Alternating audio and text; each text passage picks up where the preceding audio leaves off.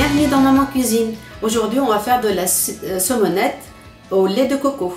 Donc il me faut du lait de coco, un petit peu de coriandre fraîche, quelques morceaux de saumonette, 2 petites échalotes, un petit peu de gingembre, 2 gousses d'ail, la moitié d'un piment vert, une petite tomate, un petit peu de gros sel, quelques petites pommes de terre nouvelles, des amandes que j'ai réhydratées, donc je les ai mis à tremper toute une nuit, chauffer un peu l'eau puis on enlève.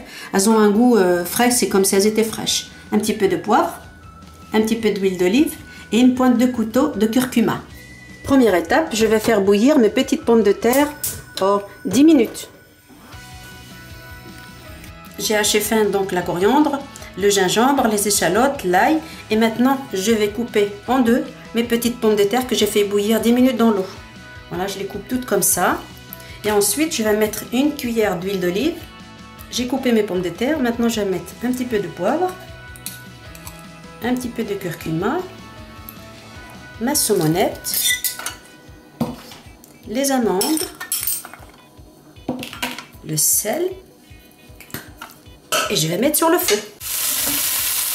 Voilà, mon poisson est bien revenu. Maintenant, je vais mouiller, faire une sauce avec du lait de coco.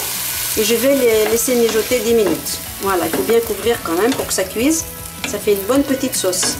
5 minutes avant la cuisson, donc je mets le reste de coriandre et les quartiers de tomates. Voilà, on laisse cuire 5 minutes et c'est prêt. Ma saumonette donc au lait de coco et petites pommes de terre a fini de cuire. J'avais prévu de la manger avec du pain maison. Et en dessert, aujourd'hui, j'ai des dattes vertes. On appelle ça héroïne. C'est ma petite gourmandise. Et de la grenade fraîche, des figues de Barbarie. Je vous dis à bientôt pour une autre recette dans Maman Cuisine.